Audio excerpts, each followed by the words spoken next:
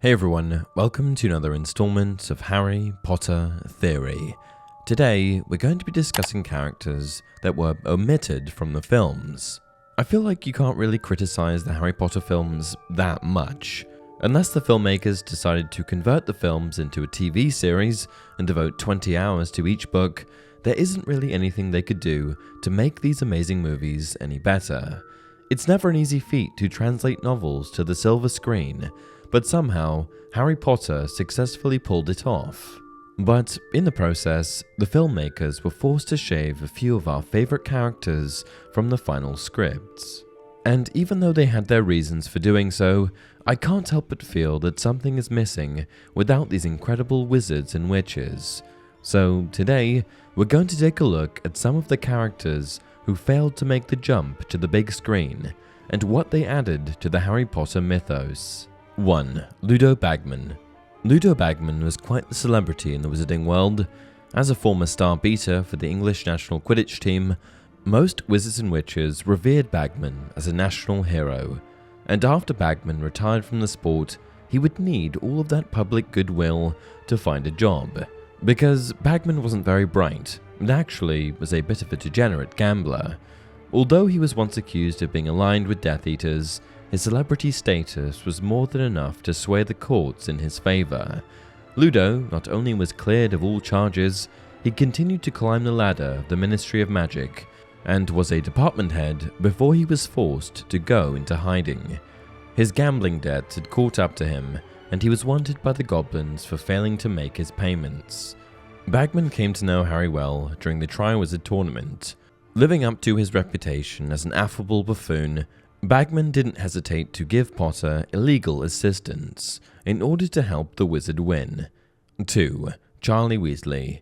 Charlie Weasley was the second oldest Weasley child.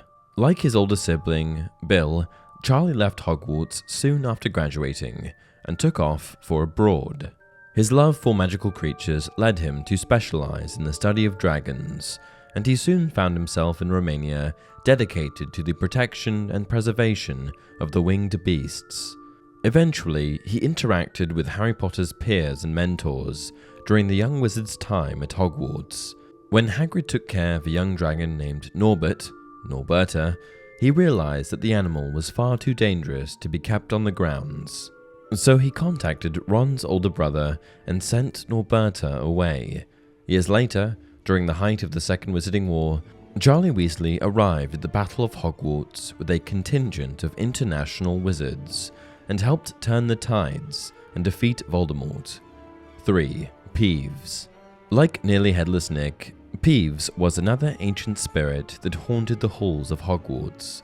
But unlike Nick, who was a benevolent being, Peeves was much more mischievous. He regularly harassed the students of all years and would play pranks on both pupils and teachers. The groundskeeper of Hogwarts, Argus Filch, hated Peeves the most. Their battles would rage throughout Filch's time at the school. Even though the old janitor regularly asked Albus Dumbledore to kick Peeves off of the campus, Dumbledore refused. In the end, during the Battle of Hogwarts, Filch eventually came to Peeves for help, and together they joined the fight against the Death Eaters. 4. Frank and Alice Longbottom. Frank and Alice Longbottom were the father and mother of Neville Longbottom, and two of the most important Aurors during the First Wizarding War. It was during their tenure at the Ministry of Magic that many of Lord Voldemort's most important Death Eaters were apprehended and brought to justice. In the aftermath of Professor Trelawney's famous prophecy, Frank and Alice's only son, Neville, was deemed as one of the two children who could have fulfilled it. Shortly after, a group of Death Eaters, led by Bellatrix Lestrange, apprehended Frank and Alice, and tortured them so much that they were permanently mentally incapacitated. They spent the rest of their days in a care facility within Mungo's Hospital for Magical Maladies and Injuries, and the burden of their fates led their son to his heroic service during the Battle of Hogwarts. 5. Winky. Winky was one of the many house elves that Harry Potter came to know during his time at Hogwarts. While most remember the Malfoy's elf, Dobby, and the Black family servant, Kreacher, you might have forgotten about Winky. She served the Crouches before she was eventually let go and given a job at Hogwarts. In the very final confrontation between Harry Potter and Voldemort, Winky was one of the elves who fought alongside Dumbledore's army and the new Order of the Phoenix. 6. The Gaunts.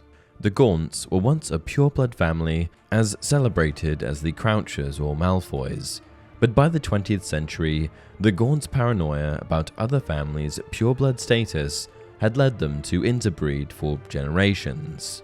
The end result was a final generation of Gaunts that were mentally deficient, broke, and plagued with melancholy. One of them, a girl named Merope, decided to break the tradition that her family had started, and instead of marrying a pureblood from her gene pool, she seduced a muggle named Tom Riddle. Together, they conceived a son, but after Merope released Tom from her spell, the man abandoned her. The subsequent months were filled with even more tragedy, and all of this eventually molded her child into the future Dark Wizard, Lord Voldemort. 7. Andromeda and Ted Tonks. Andromeda and Ted Tonks were the parents of Nymphadora Tonks, the wife of Remus Lupin, and a member of the Order of the Phoenix. Andromeda and Ted weren't just any old witch and wizard, but were actually part of the Black family, and through them related to the Malfoys, Weasleys, the Strangers, and even Tom Riddle. The Blacks were a pure-blood family, so when Andromeda announced her plans to marry Ted, a wizard with Muggle heritage, she was blasted off the family portrait and outcast. 8. Dennis Creevey. Dennis Creevey was the younger brother of Colin Creevey, and a student several years younger than Harry Potter. Dennis, during his time at Hogwarts, definitely played the part of younger sibling to all the members of Dumbledore's army, and often ended up in situations where he needed to be saved. By the time Lord Voldemort's Death Eaters escalated conflicts and officially began the Second Wizarding War, Dennis would only have a short time with his brother. During the Battle of Hogwarts, Colin, who was still a teenager at the time, was killed in the bloody fight, leaving Dennis alone to survive him. 9. Phineas Black. Phineas Black was one of Sirius Black's ancestors, and a member of the Black family who propagated its proud, pure-blood traditions.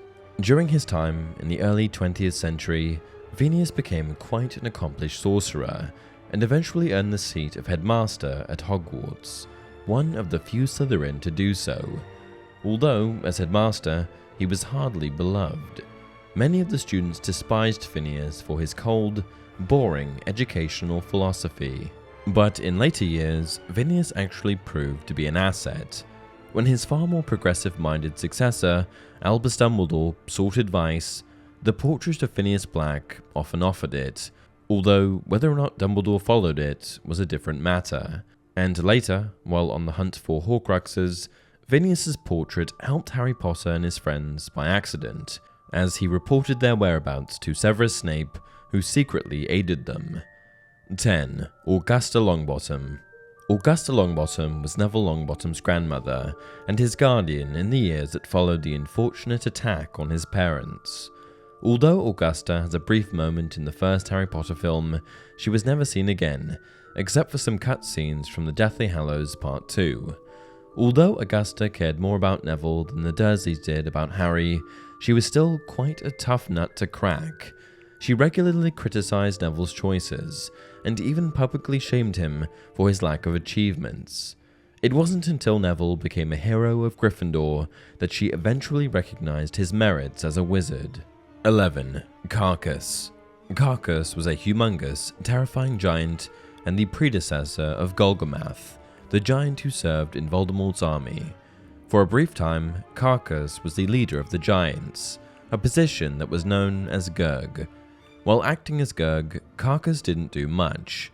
The title was his because he had won it in battle, or because he was so terrifyingly large that nobody dared fight him for it. As Gurg, Carcass wasn't obligated to work, so he spent his days resting within a lake, waiting for his fellow giants to serve him meal after meal. Once, during the events that led to the Second Wizarding War, Dumbledore and Hagrid ventured to Carcass to win his support. Over the days that followed, it seemed like Carcass would be willing to align himself with the Order of the Phoenix and fight against Lord Voldemort. But in a sudden twist of events, Carcas's rival, a giant named Golgamath, decapitated him, took his rank, and swore his allegiance to the Death Eaters. 12. Teddy Lupin. Teddy Lupin was the orphan son of Tonks and Remus. After the Battle of Hogwarts, both of his parents were slain by the invading Death Eater army, leaving Lupin without any parents. In the years that followed, his surviving grandmother, Andromeda, raised him, but she had help. Before their death, Tonks and Remus named Harry Potter as Teddy's godfather, and throughout his childhood, Potter tried to fulfill the role to the best of his ability. And that's it for this video. If you enjoy the content, please like the video and subscribe to the channel.